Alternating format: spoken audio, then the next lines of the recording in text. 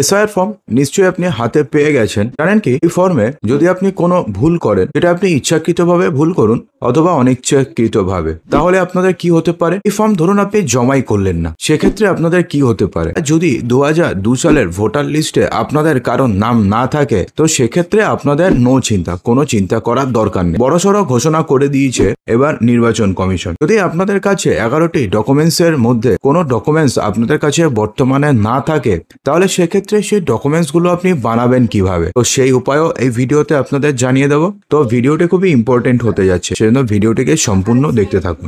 Voter প্রক্রিয়া সংশোধনের বিশেষ প্রক্রিয়া হিসাবে শুরু হয়েছে এসআইআর কর্মসূচি। এই প্রক্রিয়ার অংশ হিসাবে প্রায় প্রতিটি পরিবারে বিতরণ করা হচ্ছে একটি বিশেষ এনুমারেশন ফর্ম। কিন্তু অনেক ভোটারের মনেই বর্তমানে প্রশ্ন যে এই ফর্ম কেন দিতে হবে। ঠিক আছে, প্রথমে আমরা জেনে নিই যে এসআইআর ফর্ম আপনি যদি জমা না দেন, তাহলে সেক্ষেত্রে আপনাদের কি হতে পারে। সবচেয়ে গুরুত্বপূর্ণ বিষয় হচ্ছে এসআইআর ফর্ম হাতে পাওয়ার পরে তা জমা না দিলে আপনাদের কি হতে পারে। এই প্রশ্নের উত্তরে একটা কথাই বলা যেতে পারে যে এই ফর্মটি জমা না দিলে আপনি বড় সমস্যায় পড়তে পারেন, কারণ নির্বাচন কমিশনের নির্দেশ অনুযায়ী ফর্মটি আপনি যদি গ্রহণ করে থাকেন তবে তা জমা দেওয়া বাধ্যতামূলক। ফর্ম জমা না দিলে আপনার নাম খসড়া ভোটার তালিকাতে অন্তর্ভুক্ত নাও হতে পারে। অর্থাৎ আপনি যদি এনুমারেশন ফর্ম জমা নেন, তাহলে সেক্ষেত্রে আপনাকে এনুমারেশন ফর্ম, অর্থাৎ যদি আপনি এনুমারেশন ফর্ম গ্রহণ করে থাকেন, তাহলে সেটাকে আপনাকে জমা করতেই হবে। যদি আপনি জমা না করেন, সেক্ষেত্রে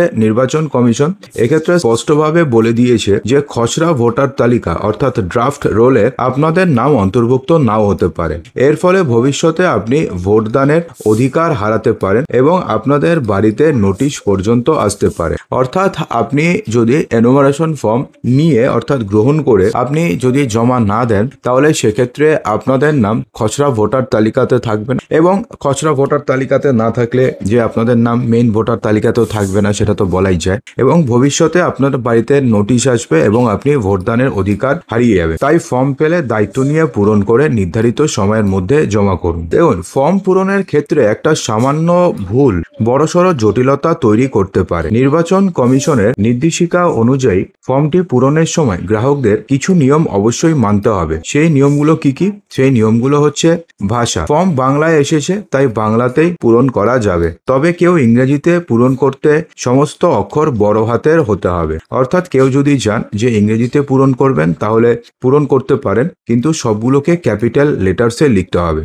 কালি কি কালি ব্যবহার করবেন? নীল কালি অথবা কালো কালির বল পয়েন্ট পেন ব্যবহার করতে হবে। কোনোদিনও জেল পেন দিয়ে ইউজ করবেন না। সংখ্যা লিখন, সমস্ত সংখ্যা এবং ডিজিট, যেমন আধার নম্বর বা ফোন নম্বর ইংরেজিতে 1 2 3 লিখতে হবে। বাংলা সংখ্যা ব্যবহার করা যাবে না। অর্থাৎ ধরুন আপনাদের আধার নম্বর ধরুন 7219, তো এরকম ভাবে 7219 লিখবেন। 7219 এরকম ভাবে কিন্তু লিখবেন না। ঠিক আছে, জমা দেওয়ার সময়সীমা এবং পরামর্শ কি বলা হয়েছে? ফর্ম হাতে পাওয়ার প্রায় 1 মাস সময় থাকে জমা দেওয়ার জন্য, তবে শেষ মুহূর্তে না রেখে যত দ্রুত সম্ভব জমা দেওয়াই ভালো। এই প্রসঙ্গে বিশেষজ্ঞরা বলছেন যে ফর্মের একটি ফটোকপি আগে করে নিন। প্রথমে সেই কপিতে সমস্ত তথ্য অনুশীলন হিসাবে পূরণ করুন। অর্থাৎ প্রথমে যে ফর্মটি পাবেন সেটাকে একটা জেরক্স করে নেবেন, তারপরে জেরক্স করা ফর্মটিকে প্রথমে পূরণ করবেন। দেখবেন যে কোনো ভুলভ্রান্তি হচ্ছে না। যদি ভুলভ্রান্তি হয়, সেখানে কেটে আবার ঠিক করবেন। দরকার পরে 10 বার করে আপনি ফর্ম ফিল আপ করুন, সমস্যা নেই। এবং সবকিছু যদি ঠিকঠাক নিশ্চিত হলে মূল ফর্মটি পূরণ করুন। সেক্ষেত্রে আপনার এলাকার বিএলও জানিয়ে দেবেন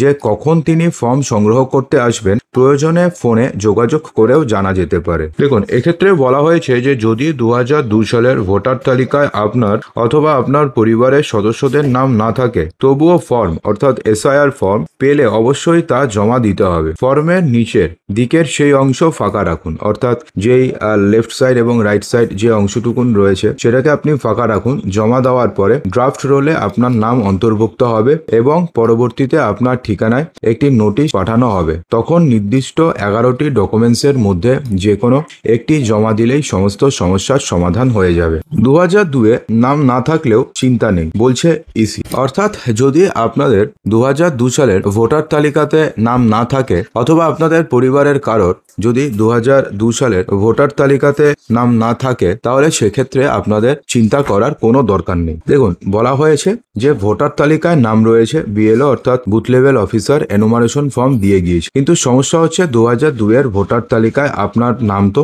বটেই, এমনকি আপনাদের বাবা মা ঠাকুরদা ঠাকুমার নামও ছিল না, অথচ তার আগের বা পরের ভোটার তালিকায় সকলের নাম ছিল, ভোটও দিয়েছেন প্রত্যেকে। কোনো কারণে শেষবার যখন স্পেশাল ইন্টেন্সিভ রিভিশন অর্থাৎ এসআইআর হয়েছিল, হয়তো তখন আপনার বা পরিবারের নাম বাদ গিয়েছে, এমনটা কিন্তু অনেকের ক্ষেত্রেই হতে পারে। তাহলে এখন কি করতে হবে? ভোটার তালিকা থেকে নাম বাদ করবে না তো? এবং কলকাতা থেকে শুরু সহ রাজ্যের বিভিন্ন জেলায় এসআইআর শুরু হওয়ার দিন থেকে এমন নানান প্রশ্ন ঘুরপাক খাচ্ছে সাধারণ মানুষের মধ্যে। প্রতিটি ক্ষেত্রে অবশ্য ভোটারদের আশ্বস্ত করেছে নির্বাচন কমিশন। কমিশনের তরফে বলা হয়েছে যে চিন্তার কোনো কারণ নেই, বিএলও বাড়িতে এনুমারেশন ফর্ম দিলে তা পূরণ করে জমা দিন। ফর্মের বি এবং সি কলাম দুটো ফিল আপ করবেন না, অর্থাৎ যদি আপনাদের পরিবারের কারোর নাম 2002 সালের ভোটার লিস্টে না থাকে তাহলে সেক্ষেত্রে আপনি দাদা দিদি পিসা পিসি জামাইবাবু এদের নাম দিয়ে নর্মালি পূরণ করবেন না, না বলেছে নির্বাচন কমিশন বলতে করতে।